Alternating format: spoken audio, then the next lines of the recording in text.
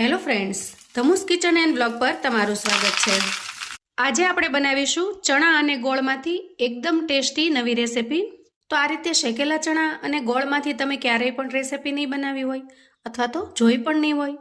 આપણી આજની રેસિપી સાવ નવી અને એકદમ યુનિક છે અને એક વખત જો તમે બનાવશો તો પછી કાયમ આ રેસિપી બનાવવાનું પસંદ કરશો। તો અહીંયા સૌથી પહેલાં મેં લીધા છે શેકેલા ચણા, જેને આપણે મેજરમેન્ટમાં 1 કપ ભરીને લીધા છે। હવે આ ચણા છે એના ઉપરના જે ફોતરા છે એને આપણે કાઢી લેવાના છે। તો રેસિપી બનાવવા માટે આપણે ચણાને એકદમ પ્લેન બનાવી લેવાના છે। તો અહીંયા આપણે ચણા ઉપરથી બધા ફોતરા કાઢી લીધા છે અને એકદમ ચોખ્ખા કરી લીધા છે। હવે આપણે આને એક મિક્સર જારમાં લઈશું। તો અહીંયા પીસી અને આપણે એકદમ ફાઇન પાવડર જેવું બનાવી લેવાનું છે। જુઓ, આ રીતે આપણે પીસી લેવાનું છે। એકદમ સરસ પાવડર જેવું થઈ ગયું છે અને આ તૈયાર કરેલા પાવડરને આપણે એક મોટા વાસણની અંદર કાઢી લઈએ। હવે મેં અહીંયા એક નાની વાટકી જેટલા શિંગદાણા લીધા છે અને આ શિંગદાણાને મેં શેકી લીધા છે। આ શિંગદાણાને પીસી અને આપણે એનો પણ એકદમ બારીક ભૂકો તૈયાર કરી લેવાનો છે। તો અહીંયા શિંગદાણાને પીસી અને આપણે એનો ભૂકો કરી લીધો છે અને આ રીતે તૈયાર કરેલો શિંગદાણાનો ભૂકો છે એને પણ આપણે આ વાસણની અંદર ઉમેરી દઈએ। તો અહીંયા ભૂકો કરતી વખતે આપણે શિંગદાણાના ફોફા કાઢ્યા નથી, પણ તમે શિંગદાણાના જો ફોફા કાઢો તો પણ ચાલે અને આવી રીતે ફોફા કાઢ્યા વગર પાવડર બનાવશો તો પણ સરસ લાગશે। હવે અહીંયા અડધા કપ જેટલું મેં નાળિયેરનું ખમણ લીધું છે। એકદમ ઝીણું જે આપણને બજારની અંદર મળે છે એ નાળિયેરનું ખમણ લીધું છે મેં અને એ અડધા કપ જેટલું લીધું છે, એને પણ આપણે અહીંયા ઉમેરી દીધું છે અને આ બધી જ વસ્તુને આપણે સારી રીતે મિક્સ કરી લેવાની છે। તો અહીંયા બધી જ વસ્તુને આપણે સારી રીતે જો મિક્સ કરી લીધી છે। હવે આ તૈયાર કરેલા મિશ્રણને આપણે સાઈડ પર મૂકી દઈશું અને આગળની તૈયારી કરીશું। તો અહીંયા જે કપથી આપણે ચણા લીધા હતા એ જ કપના માપથી આપણે ગોળ લઈશું। તો અહીંયા ગોળને મેં પૂરેપૂરો આખો કપ ભર્યો નથી, થોડો અમથો ઓછો રાખ્યો છે, જેથી કરીને રેસિપી ખૂબ વધારે ગળી ન બને। તમને જો વધારે ગળ્યું ફાવતું હોય તો તમે આખો કપ ભરીને પણ લઈ શકો છો। હવે અહીંયા ગેસ ઉપર આપણે એક પેન મૂકીશું અને પેનની અંદર આપણે 1 ચમચા જેટલું ઘી એડ કરીશું। અહીંયા મેં થોડી બદામને કટ કરી લીધી છે અને થોડા કાજુને કટ કરી લીધા છે અને થોડી લીલવા દ્રાક્ષ લીધી છે। આ બધી જ વસ્તુને આપણે ઘીની અંદર સાંતળી લઈશું।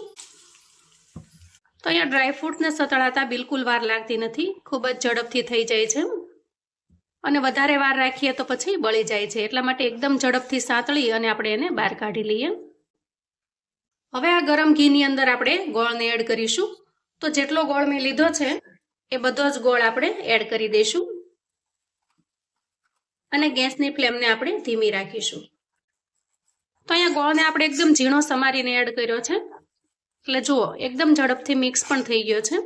તો આ રીતે જ્યાં સુધી ગોળની કચાશ દૂર ન થાય અને પાકી ન જાય ત્યાં સુધી ચલાવી લેવાનું છે અને તમે જુઓ ગોળ પાકી જશે એટલે આવી રીતે ફુગ્ગા જેવું થઈ જશે।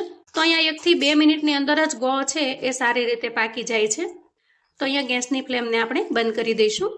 જુઓ એકદમ સરસ પાકી ગયો છે ગોળ। હવે આપણે તૈયાર કરેલું મિશ્રણ છે એને લઈ લેશું અને ઘીની અંદર સાંતળેલું ડ્રાયફ્રૂટ્સ છે એને ઉમેરી દેશું અને આ રીતે ડ્રાયફ્રૂટ્સને પણ આપણે મિક્સ કરી લઈએ। એકદમ ટેસ્ટી અને ખૂબ જ મજેદાર રેસિપી બનીને તૈયાર થાય છે મિત્રો। એક વખત તમે પણ ઘરે ટ્રાય કરજો, તમને ખૂબ જ પસંદ આવશે। અને બધી જ વસ્તુને સારી રીતે મિક્સ કર્યા પછી આપણે તૈયાર કરેલો ગોળ છે એને ઉમેરી દઈએ અને ચમચાની મદદથી આપણે મિક્સ કરી લઈએ। તો અત્યારે શરૂઆતમાં ગોળ ગરમ છે એટલે આપણે સીધો હાથ નહીં નાખીએ। જો આ રીતે આપણે ચમચાની મદદથી મિક્સ કરી લેવાનું છે।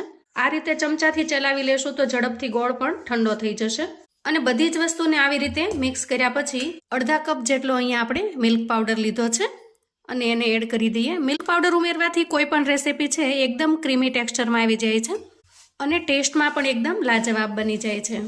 તો હવે જુઓ મિશ્રણ થોડું ઠંડુ થઈ ગયું છે, તો આપણે બધું જ છે એને હાથથી મિક્સ કરી લઈએ। હવે આને આપણે એકદમ સરસ શાઇનિંગ લુક આપવા માટે થોડું ઘી ઉમેરીશું। તો અહીંયા ઉમેરીશું આપણે 2 ચમચી જેટલું ઘી। ઘીથી એકદમ સરસ શાઇનિંગ આવી જશે રેસિપીમાં। આ રેસિપી બનાવવા માટે આપણે માત્ર 3 ચમચી ઘીનો જ ઉપયોગ કરેલો છે। એકદમ ઓછા ઘીની અંદર આપણે આજે રેસિપી બનાવીને તૈયાર કરી છે અને ઘી નાખ્યા પછી આપણે સારી રીતે મિક્સ કરી લઈએ। હવે આ મિશ્રણને આપણે બહુ ઠંડુ નહીં થવા દઈએ, થોડું થોડું ગરમ હોય ત્યાં જ આપણે ફટાફટથી જો એના તમારે બટકા કરવા હોય તો ઢાળી દેવાનું અને જો લાડુ બનાવવા હોય તો આ રીતે લાડુના શેપમાં લઈ લેવાનું। તો હું અહીંયા લાડુ બનાવી લઉં છું। એકદમ સરસ લાડુ બનીને તૈયાર થાય છે। તો હવે આ બધા જ મિશ્રણની અંદરથી હું લાડુ બનાવીને તૈયાર કરી લઉં છું।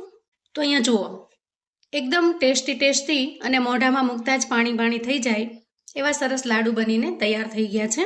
મિત્રો, તમે ક્યારે વિચાર્યું પણ નહીં હોય કે તમે શેકેલા ચણામાંથી પણ આવા સરસ મજાના લાડુ બનાવીને તૈયાર કરી શકો છો. એકદમ જ્યુસી અને ખૂબ જ મજેદાર બનીને તૈયાર થાય છે. હું તમને અહીંયા એનું ટેક્સચર બતાવું છું. જુઓ, એકદમ ક્રીમી ટેક્સચર બન્યું છે. કોઈ પણ મીઠાઈ છે એ આને પાસે ઝાંખી લાગે એવા સરસ ટેસ્ટી બનીને તૈયાર થાય છે.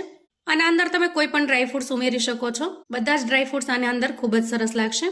દાંત ન હોય એ વ્યક્તિ પણ આરામથી ખાઈ શકે એવા બને છે અને ખૂબ જ ટેસ્ટી પણ લાગે છે. તો જ્યારે પણ ઝટપટથી કશું બનાવવું છે અને મીઠું ખાવું છે તો પણ તમે આ રેસીપી બનાવી શકો છો.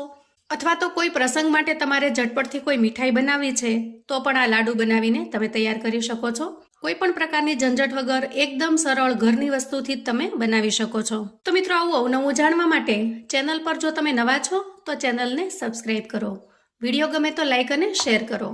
તમારા સગા સંબંધી મિત્રોને પણ આપણી આજની આ લાડુની રેસીપી ચોક્કસથી મોકલી આપજો, જેથી એ લોકો પણ બનાવીને તૈયાર કરી શકે અને આવી અવનવી રેસીપી એન્જોય કરી શકે. મને કોમેન્ટમાં ચોક્કસથી જણાવજો મિત્રો કે આજની રેસીપી તમને કેવી લાગી છે. તો ફરી મળીએ એક નવી રેસીપી સાથે. ત્યાં સુધી આવજો મિત્રો.